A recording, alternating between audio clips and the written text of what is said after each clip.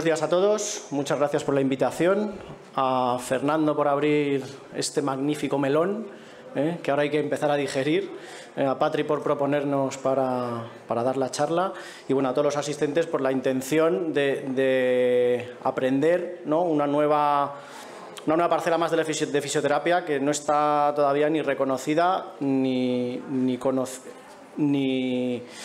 interiorizada por nuestros propios compañeros. O sea, yo hasta que caí de casualidad en salud mental, yo siempre he trabajado de manera privada, 15 años de manera privada, terapeuta manual clásico de toda la vida, si habéis visto un poco mi formación.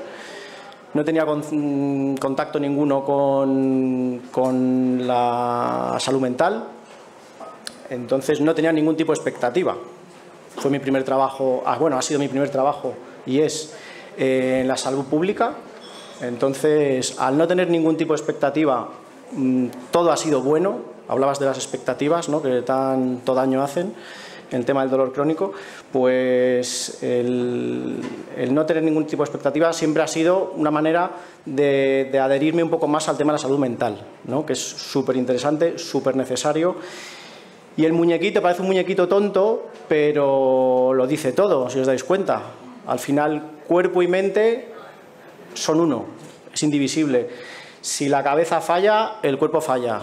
Y si el cuerpo falla, la cabeza acaba fallando, ¿vale? Esto está más que demostrado, hay evidencia científica, pero bueno, yo os puedo contar también mi propia experiencia personal. Yo estoy operado de hernia discal 2 veces. Esto en casa del herrero, cuchillo de palo, o ni cuchillo, ¿vale? Entonces, pues yo la segunda operación lo pasé mal, ya se me complicó un poco. Yo soy una persona muy activa, que hago mucho deporte y al final, el estar mermado físicamente, pues al final la cabeza también empieza a jugar de las suyas, ¿no? Entonces, bueno, pues el saber un poco me vino bien y me vino mal, porque no sabes a lo que te toca sufrir cuando tienes una lesión grave que te merma mucho a nivel físico y luego a nivel mental. Entonces, bueno, pues el saber un poco pues toda la formación del dolor crónico, saber trabajar en salud mental, al final todo eso me ha ido ayudando y me ha ido un poco enfocando también mi terapia, mi manera de tratar a los pacientes y mi manera de convivir también un poco, que hablábamos, de convivir con el dolor, ¿no? Lo que vamos a hacer, hemos estado viendo un poco de manera teórica lo que se hace con la salud mental. Yo voy a intentar digeriros un poco todo eso, que ahora puede parecer todo como muy raro, como muy abrumador, ¿no? Que es mucho concepto, se habla de cosas muy interesantes, del dolor crónico, del estigma, de la atención precoz en niños, de muchas cosas que en pacientes con trastorno mental grave, que es lo que hemos tratado muchos años Patricia y yo en el hospital, pues todo esto se amplifica y se magnifica todo y entonces es muy difícil gestionarlo. Pero bueno, hay que perder un poco de miedo también al paciente psiquiátrico, que todos tenemos un poco, quieras que no, algo de estigma al tema de la psiquiatría y al paciente, sobre todo con trastorno mental grave. Entonces os voy a explicar un poquito cómo funciona nuestra unidad, el día a día, cómo llegan a nosotros los pacientes, el volumen de pacientes que abarcamos, la dotación que tenemos en el servicio de fisioterapia, y os voy a ir presentando un poco lo que vamos haciendo. El hospital fue inaugurado en el 69, ¿vale? Bajo otro nombre, se llamaba antes Alonso Vega, y fue fundado para presentar asistencia un poco psiquiátrica a todos los ciudadanos de Madrid, ¿no? Es centro monográfico de salud mental, como he dicho antes. Luego, en 2003, cambia la denominación y se le pone el nombre de doctor Rodríguez Lafora, que fue un neuropsiquiatra, discípulo de Ramón y Cajal, que dependemos precisamente del Hospital Ramón y Cajal, ¿vale? Y poco a poco el hospital se ha ido transformando y ahora veremos todas las unidades que abarcamos. La ubicación es una ubicación un poco particular, ¿vale? Porque no está, veis que el centro de Madrid, pues estamos como a unos 20 kilómetros más o menos, unos 25 minutos en coche del centro. Esto, desde mi propia opinión, al principio, como el enfermo psiquiátrico siempre impone, pues se aleja un poco, ¿no? De ahí un poco la ubicación. Pero esto luego nos ha venido muy bien. Nos ha venido muy bien porque estamos en un sitio, ¿vale?, rodeado de zonas verdes. Esto también hay un montón de evidencia científica que avala que el estar en espacios abiertos, en espacios verdes, mejora la conducta psiquiátrica del paciente. Y nos servimos mucho de ello. Al principio nos enfadamos mucho cuando nos robaban pacientes, ¿verdad? Y se los llevaban a hacer senderismo por toda esta zona que veis aquí. Y no entendíamos muy bien el porqué. Digo, ¿por qué se llevan a los pacientes si nuestro trabajo es tan importante? Pues luego al final, con el paso de los años, hemos ido viendo que es muy necesario que los pacientes estén en contacto con la naturaleza. De ahí pues que el hospital, no sé si porque quisieron poner lejos los pacientes psiquiátricos o porque fueron unos visionarios y sabían que el estar al aire libre mejoraría la patología psiquiátrica. El caso es que bueno, estamos ahí y aprovechamos las cosas que tenemos alrededor. Este sería el complejo hospitalario, ¿vale? Tiene una forma de H, es curioso. Todo lo que se ve en la imagen, todo es del hospital, ¿vale? Más luego lo que está alrededor.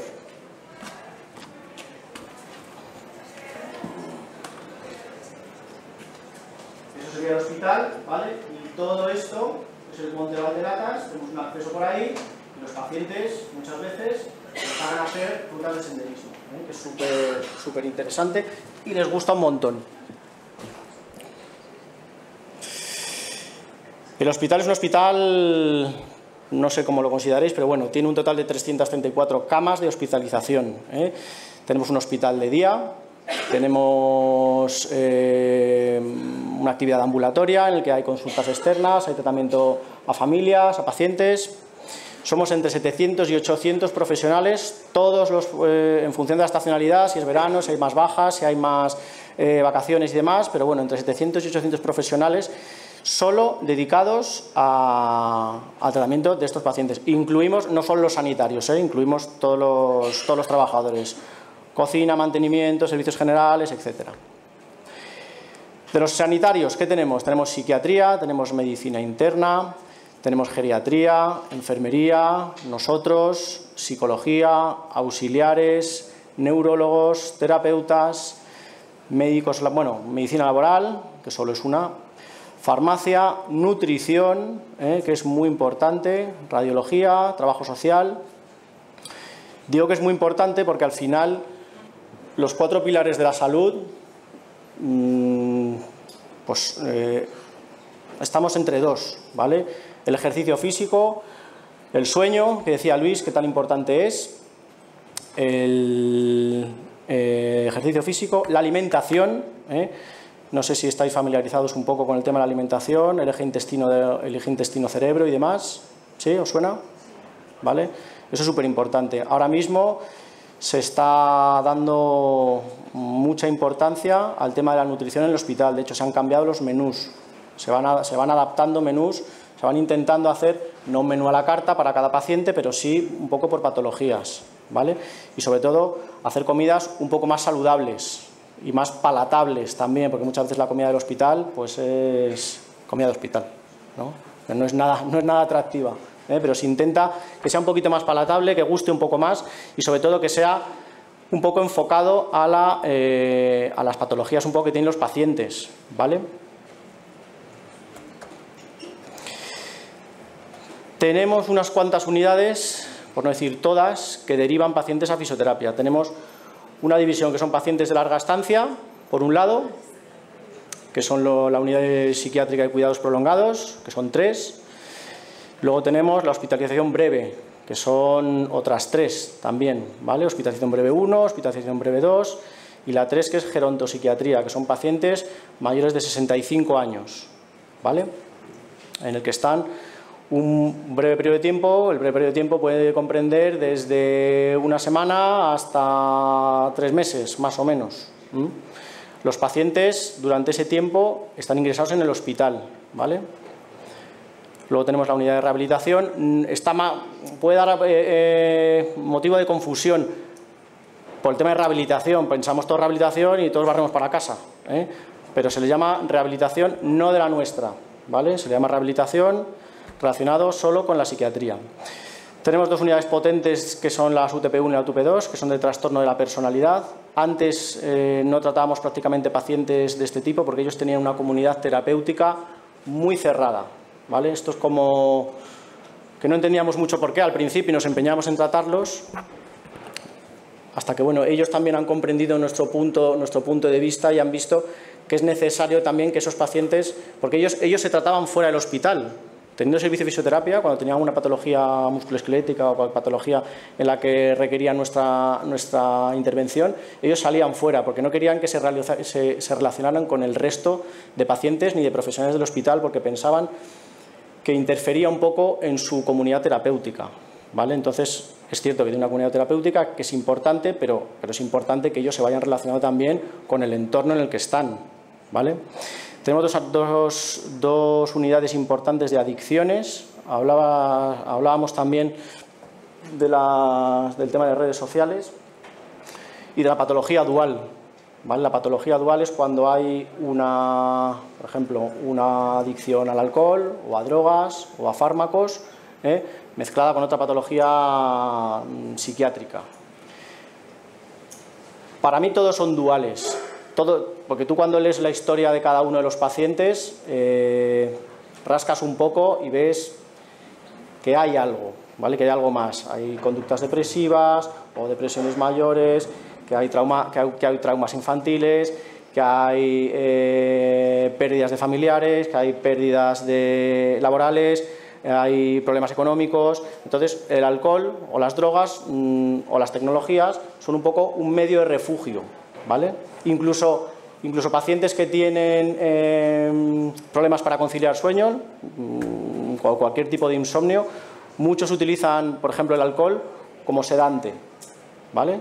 Beben hasta caer rendidos, hasta caer muertos. Entonces, a estos pacientes se les explica un poco toda la psicopatología, se les hace comprender un poco el porqué de la adicción, el porqué vienen a fisioterapia, que ahora explicaremos un poco el porqué, ¿vale? Al final, quien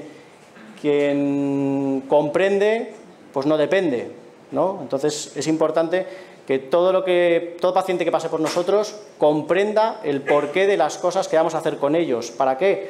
Para tener una adherencia al tratamiento y para generar un vínculo con el terapeuta. Hablábamos de la alianza terapéutica. Podemos conocer 1000 técnicas, ser buenísimos en lo que queramos, pero si no tienes una alianza terapéutica con el paciente, no vas a conseguir nada, ¿vale? Hay fisios que son maravillosos y hay fisios que no son tan maravillosos, pero tienen una oratoria que le hace ser, pues, semidioses, ¿no? Entonces, el poder de la palabra que decía Cristina, que ahora tratamos, yo que vengo de la terapia manual y que he estado 15 años trabajando con terapia manual, ahora trabajo mucho menos terapia manual. Trabajo mucho más la oratoria porque el que el paciente comprenda y el que el paciente, escuchar al paciente y que el paciente se sienta escuchado, porque muchas veces los pacientes psiquiátricos pensamos todos que, bueno, me cuenta su película, no tiene valor, que ellos quieren sentirse escuchados y es necesario para luego conseguir tener un vínculo y lo que tú le cuentes, él lo perciba como válido. Si lo valida, al final él va a tener una adherencia importante para poder, pues por ejemplo lo que hablábamos también, el conseguir hacer un ejercicio terapéutico o llegar a hacer un ejercicio de manera regular, ¿vale? Está el hospital de día también. ¿Cómo llegan a nuestra unidad? ¿Vale? Los pacientes, curiosamente, todos pensamos en la figura del médico rehabilitador, ¿no? Vale, pues a nosotros nos deriva por medicina interna, por psiquiatría o por geriatría, ¿vale? Esos son nuestros medios de derivación. Llegan a una carpetita, ¿vale? Donde están los pacientes, se hace una interconsulta en el que hemos diseñado el servicio de fisioterapia una serie de ítems para ver de manera rápida, sin tenerte que meter en la historia, que luego siempre nos metemos en la historia, pero bueno, para ver el primer filtro, el primer triaje, lo que queremos saber, pues el motivo de la derivación, qué perfil de paciente es, sobre todo si es mayor o menor de 65 años, porque el contrato programa que tiene la Comunidad de Madrid ahora mismo es que un paciente mayor de 65 años tiene que ser atendido, en realidad son 70, pero bueno, en el hospital hemos bajado 5 años para incluir un poquito más número de pacientes. tiene que ser atendido en menos de 48 horas, ¿vale? Por todos los servicios que tenga el hospital. Entonces, en esas 48 horas, ellos tienen como un pase urgente, por decirlo de alguna manera.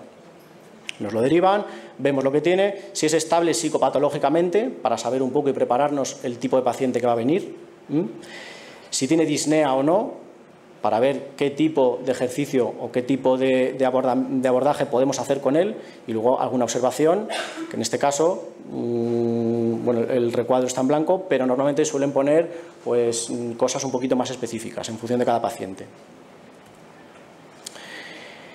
¿Qué hacemos cuando llega el paciente? ¿Vale?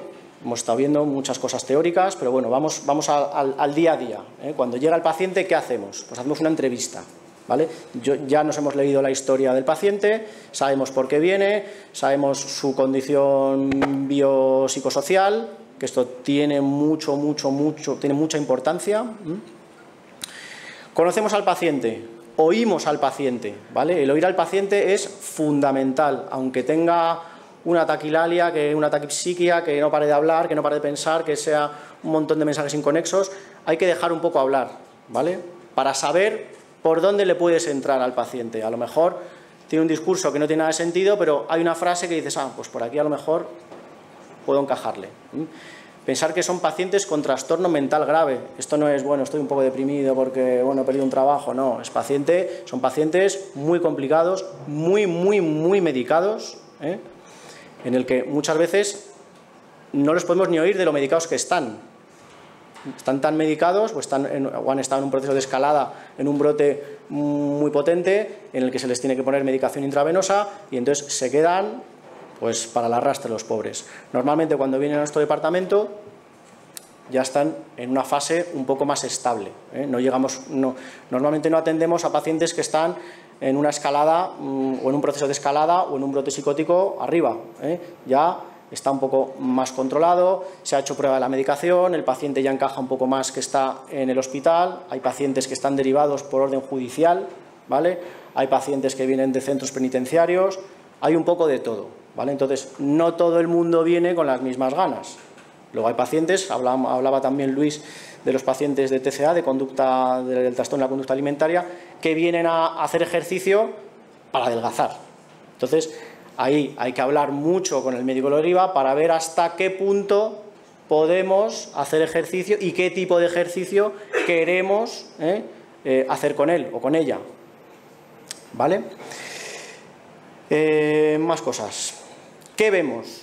¿Qué principales enfermedades mentales abordamos nosotros? Esquizofrenias en todas sus variantes, que son un montón. Trastornos bipolares en todas sus variantes. Trastornos de la personalidad, también. Trastorno de la conducta alimentaria, también. Patrón restrictivo, patrón purgatorio, de todo. Trastorno por uso de sustancias, alcohol, drogas, medicamentos, tecnologías, hay de todo. Cualquier cosa que sea susceptible de darnos chutes de dopamina, que es al final la hormona del placer, de la recompensa rápida de sentirme bien, es candidata a ser adictiva, ¿vale? Entonces, por eso el tema de las tecnologías, los vídeos cortitos lo que te van dando son chutes de dopamina, así pa, y entonces estás aquí arriba todo el rato. ¿Qué pasa? Que luego nuestro sistema de recompensa se ha viciado.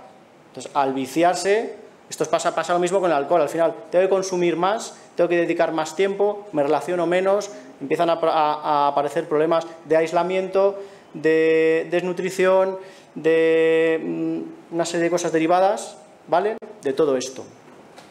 Depresiones mayores, intentos autolíticos, intentos de suicidio, ¿vale? Hablaba también Luis de la gente que se hace cortes. Eso normalmente son pacientes con un estado de ansiedad muy grande en el que intentan liberar. Todos lloramos un poco para liberar o para regularnos, pero cuando estos pacientes no llegan a conseguir modular un poco ese estado de ansiedad, lo que hacen son cortes para aliviar un poco esta ansiedad. ¿Qué pasa? Que cuando muchas veces se les va de la mano, pues cortan más de la cuenta, ¿vale? Y hay complicaciones. Patologías, ¿qué vemos? pues muchos son consecuencias del inmovilismo. Atrofias, retracciones, pérdida de capacidad respiratoria, de masa ósea, muscular, problemas vasculares, alteración del equilibrio del sistema propioceptivo, estreñimiento, más luego las patologías que todos hemos visto. Patologías musculoesqueléticas, patologías neurológicas, patologías reumatológicas, patologías respiratorias. Todo lo que solemos ver, ¿vale?, se ve también en un hospital psiquiátrico, ¿vale? Lo que pasa es que, al final, todo paciente psiquiátrico tiene lo que tenemos todos, más su patología psiquiátrica, ¿vale? ¿Y el rabiorio del traumatólogo? ¿Dónde están? Pues no tenemos, curiosamente, ¿vale? No tenemos, a pesar de tener una lista de 140 pacientes diarios, que son un montón, para los que somos 3. Es cierto que no vienen los 140 todos los días, porque eso sería una locura, ¿no? ¿Vale? No vienen, al final van citados en función un poco, pues, de los días, de la patología y demás, pero en todo nuestro grueso de trabajo hay 140. Al día, más o menos, estamos en torno a unos 90 pacientes, ¿vale? Pensar ahora cómo nos gestionamos con 90 pacientes, a 30 cada uno. ¿Cómo hacemos eso? Tenemos que hacer grupos un poco de trabajo por perfiles, ¿vale? Un perfil, lo que hablábamos un poco de buscar, de la sala que me decías de cardio, buscar un poco perfiles similares para hacer algo similar. No tenemos más recursos, tenemos lo que tenemos, aun siendo un hospital monográfico en salud mental, los recursos son los que hay. Entonces, pues si la vida te da limones, pues haz limonada, ¿vale? ¿Qué tenemos? ¿Vale? Esto es fácilmente replicable porque esto es lo que tiene casi cualquier hospital. O sea, que tome nota quien tenga que tomar nota para arrancar una unidad de fisioterapia en salud mental, ¿vale? En que cualquier sala o gimnasio de fisioterapia es válido para poder replicar el modelo que tenemos nosotros, ¿vale? Tenemos un equipo humano de 3 fisios y un auxiliar. Tenemos la sala grande, que es un gimnasio, ahora os enseñaré unas fotos, en las que tenemos, pues, lo que se suele tener en muchos gimnasios: bicicletas estáticas, máquinas andadoras, una multifunción, las paralelas, las rampas, las escaleras, la tracción lumbar, balones, colchonetas, bueno, lo que se suele tener, ¿vale? Luego tenemos 3 salas individuales, en lo que los pacientes, pues a lo mejor hay que tratarlos en sala individual. Con esto también hay que tener un poco de cuidado, porque si el paciente o la paciente está en edad de merecer, ¿vale?, hay paciente que puede malinterpretar, si es del sexo contrario, bueno, o del mismo sexo, da igual, ¿vale? Vale todo. Entonces, se puede malinterpretar. Entonces, lo normal es que alguien esté. Tuvimos un problema con un compañero en el que una de las pacientes, pues, quiso denunciar porque había malinterpretado o se inventó que había intentado sobrepasarse con ella, ¿vale? Entonces, con esto sí que hay que tener cuidado, sobre todo en las salas individuales. Están por una cortinilla, pero bueno, se intenta dejar la cortinilla abierta, que siempre haya gente por ahí que esté presente para corroborar que aquí no ha pasado nada. Eso tenerlo presente si alguna vez os toca. Tenemos una sala de realidad virtual y educación sanitaria, que parece que una sala de realidad virtual, y os imaginamos aquí, es una cosa súper tonta y súper simple, ahora lo veréis, ¿vale? Tenemos el baño adaptado para pacientes, tenemos un baño y un vestuario para nosotros, y luego tenemos un despacho con 3 ordenadores, más luego el cuarto, ¿vale?, que sería el de la realidad virtual. Este es el gimnasio, os será familiar. Todos habéis trabajado o trabajáis en algo parecido, mayor, mejor, más o menos, pero es, si os dais cuenta, lo que todos tenemos, ¿eh? Tenemos las bicis, tenemos espalderas, tenemos las rampas, tenemos camillas, hay un poco de todo. Desde otro punto de vista, las salas individuales, en la que está la magneto, está la microonda, onda corta, parafina, etc. La sala de realidad virtual. Ahora con las nuevas tecnologías, pues nos han servido.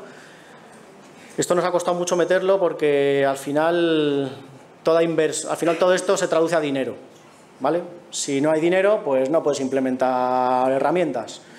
Ahora, por suerte, hemos que tome apunte también quien le toque, somos la unidad este año que más dinero ha recibido de todo el hospital.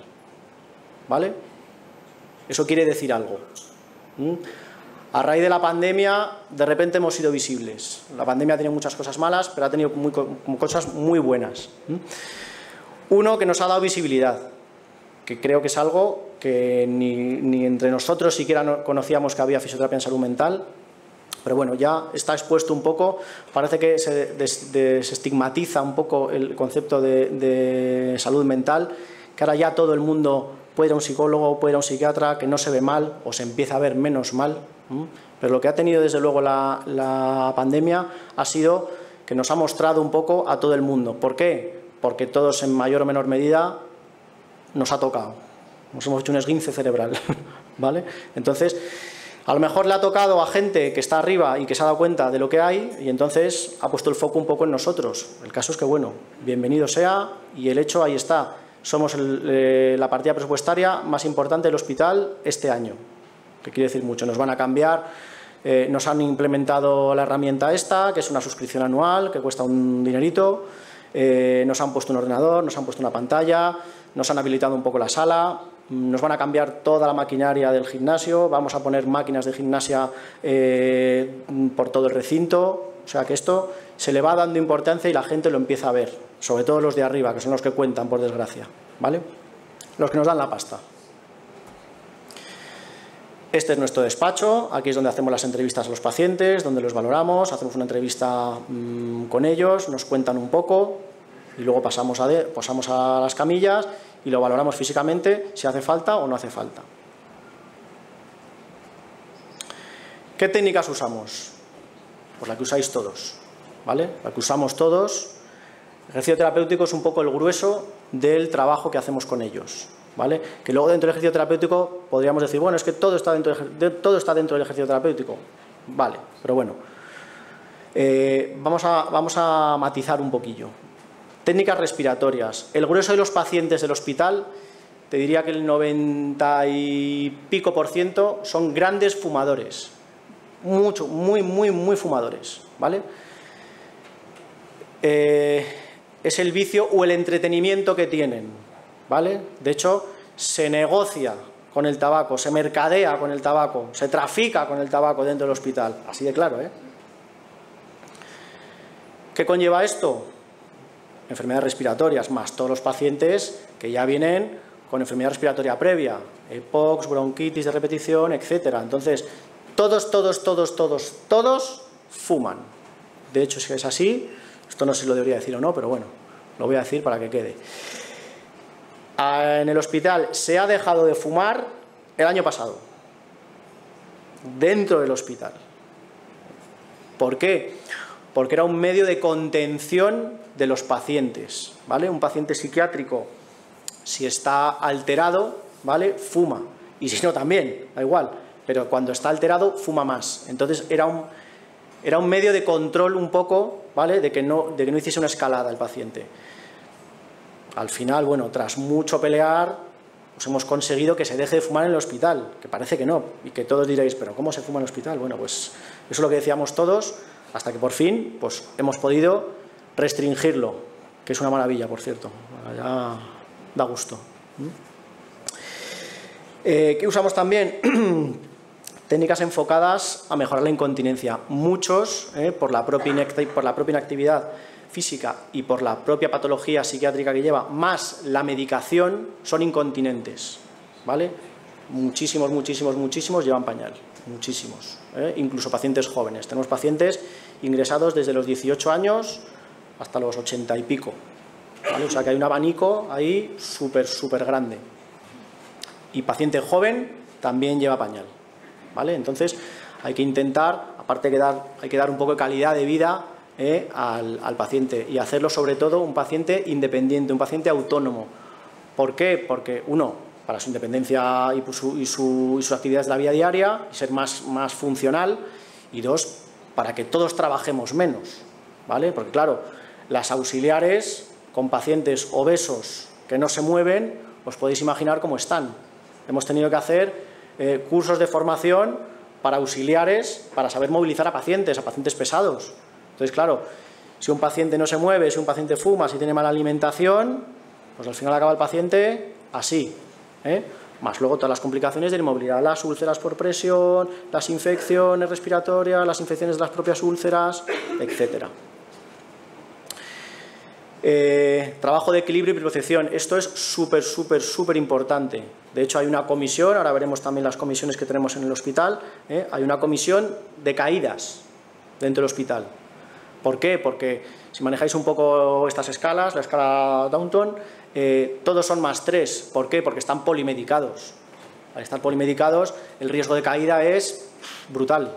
Si un paciente está polimedicado, tiene un mal control, tiene una degeneración cerebelosa, tiene un sistema propioceptivo muy deficiente, es torpe y demás, una caída es una fractura de cadera en un paciente de en torno a unos 70 años, en este estado, a los 5 años, chao, ¿vale? Entonces hay que intentar que el paciente pues, se caiga menos. Hacemos educación sanitaria.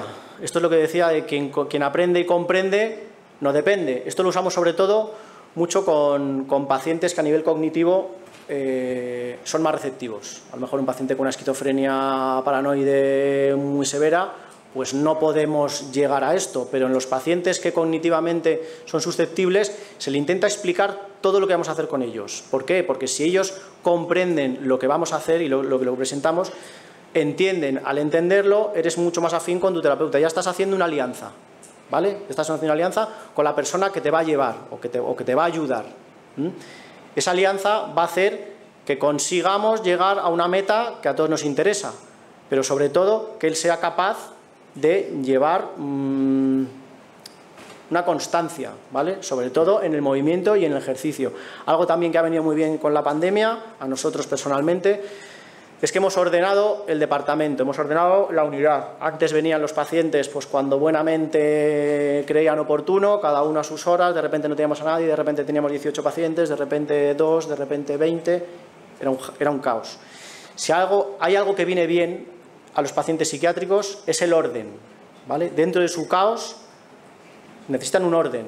De hecho, desde que ordenamos las unidades, las parcelamos, hicimos una agrupación precisamente por unidades, por patologías más o menos o por tipologías de estas propias patologías. Esto es como, ¿habéis visto el adiestrador este de perros, César Millán?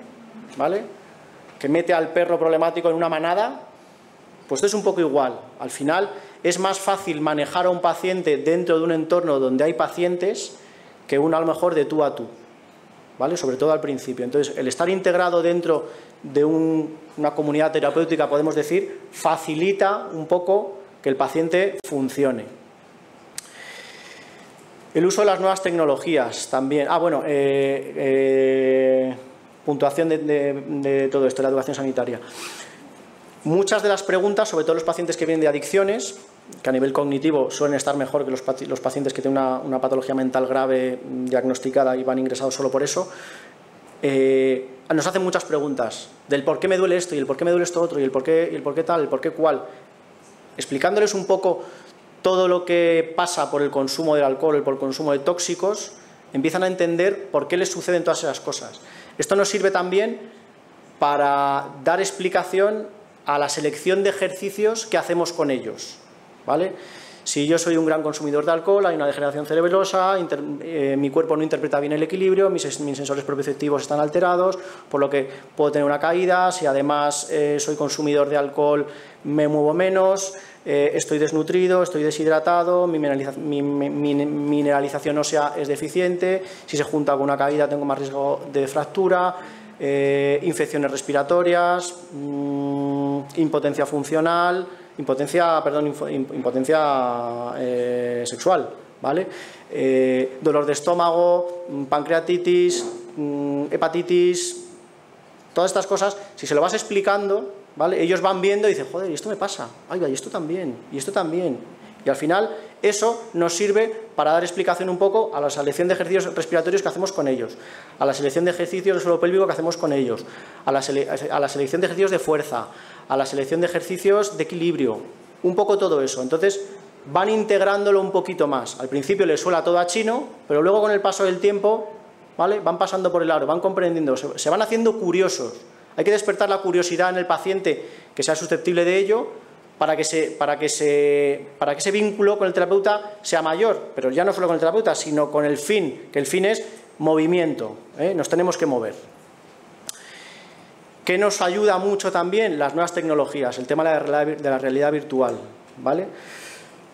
Para problemas de kinesiofobia, miedo al movimiento. ¿Por qué? Porque he tenido un dolor durante mucho tiempo, lo he cronificado, he hecho un proceso de sensibilización central, ya no hay un daño tisular, pero yo percibo que hay un daño. Es igual que un amputado, ¿vale?, que le sigue picando el pie, le sigue doliendo el pie, pues ya no tienes pie. ¿Por qué te pica? ¿Por qué te duele? ¿Vale? Porque yo tengo grabado mi pie durante 20 años. Entonces, resetear eso, hay que dar inputs, hay que dar pequeñas píldoras de movimiento de la zona, porque el movimiento sin dolor quita dolor, ¿vale? Entonces, movimientos al principio sin carga, hay que ir dosificando y hay que ir un poco aumentando la dificultad y la carga, a lo mejor, pues de determinada zona. Eso es muy importante, ¿vale? La tecnología nos ayuda. Al final lo que tenemos es una pantalla grande, tenemos un sensor que nos mapea el cuerpo en 28 puntos y entonces hace un avatar en la pantalla, ¿vale? Entonces capta cómo tú te vas moviendo, cómo hay diferentes baterías de ejercicios, equilibrio dinámico, equilibrio culo-manual, patologías lumbares, hay más de 80 ejercicios que podemos seleccionar con ellos. No solo usamos eso, pero es otra herramienta más, ¿vale?, que mediante el juego hay mayor adherencia. Esto funciona con unos pacientes y con otros no. ¿Con quién no funciona? Normalmente con el paciente mayor, porque no está familiarizado con las tecnologías. Entonces, que le pongan ahí un muñequito a tal, pues parece que estoy jugando a los marcianitos y no le gusta. No le gusta y muchas veces no lo comprende. No lo comprende pues por el rango de edad en el que está, ¿vale? Si ponemos a lo mejor una persona de 80 años, pues hombre, no lo entiende igual que si ponemos una de 18, que está acostumbrado al medio virtual, ¿vale? Pues sobre todo con gente joven nos lo demandan ellos y no vamos a la máquina hoy. Entonces, el crear también esa dependencia, al principio venían los pacientes derivados y sobornados muchas veces con tabaco o con permisos o con los cheques de dinero, pensar que son pacientes que están ingresados ahí, que viven ahí, esa es su casa, ¿vale? Entonces, ellos funcionan, pues, funcionan como si fuese su casa. Entonces, al final, ellos fuman allí en el recinto, ellos tienen una asignación diaria en el que van a la cafetería y compran cosas, en el que hacen una serie de cosas, ¿no? Entonces, todos esos vales, todas esas motivaciones, pues eran las que usaban para darles el gancho de que viniesen a fisioterapia. Ahora ya no, ¿vale? Ahora ya ellos vienen por su propio pie. De hecho, tenemos cola para entrar en el gimnasio. Hay gente que el manejo de la ansiedad, el manejo de los tiempos, tenemos uno que está desde una hora antes abriendo la puerta así, asomando la cabeza a ver si puede entrar. Digo, no, todavía no. Otro poquito, así. Y ya cuando va quedando menos, la va abriendo más, ¿vale? Hasta que ya se mete. Entonces, bueno, al final, el crear eso es maravilloso. El que ya demanden ellos mismos el venir. ¿Por qué? Porque han visto que esto funciona, que se regulan. Igual que llorar regula, ¿vale? Estamos tristes, pues el llorar al final nos regula a nivel emocional. El hacer ejercicio, ellos ya perciben que también les regula, se sienten mejor, se mueven mejor, se caen menos, están más vitales, ¿vale? Comen mejor. Parece que no, pero la comida es súper importante. ¿Qué hacemos todos cuando estamos tristes? ¿O estamos aburridos? Me voy a la nevera y ¿qué hago? Algo dulce, ¿no? Chute de dopamina rápido. Qué bien, qué a gustito estoy, ¿no? Pues esto es igual con el tabaco, con el alcohol, con los videojuegos, con cualquier cosa que sea susceptible de hacerme adicto, lo mismo, ¿Qué pasa? Les explicamos a los de adicciones los neurotransmisores que se generan durante el ejercicio, los neurotransmisores que se generan durante el consumo, que al final más o menos son los mismos. Lo que pasa es que uno te da un chute que te pone aquí arriba, pero claro, todo lo que sube, baja, Entonces, claro, la bajada es durísima, ¿vale? Entonces, ¿qué hace? Que les explicamos que el ejercicio lo que hace es mantenerte en unos niveles en el que tú no vas a estar aquí abajo nunca, ¿vale? Si haces un ejercicio regular, tus niveles van a estar más altos, van a ser más bajos que un chute que te puede dar pues las copas, la cocaína, la heroína, el THC o lo que sea, pero vas a ser mucho más regular, que al final es lo que buscamos, el regular un poco, el normalizar un poco a nivel musculoesquelético, a nivel neurológico, a todos los niveles, ¿vale? El intentar regular. Entonces, ellos ya se van dando cuenta de estas cosas y por eso demandan el asistir con nosotros.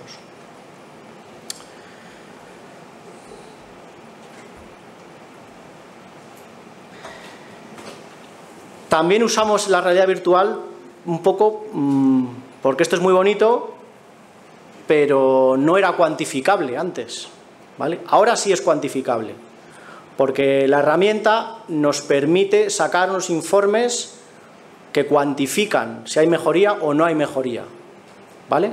Cuantifican, hay una serie de parámetros en los que aquí veis el avatar que se crea, que es un muñequito, ¿vale? Ahí está mapeado en 28 puntos.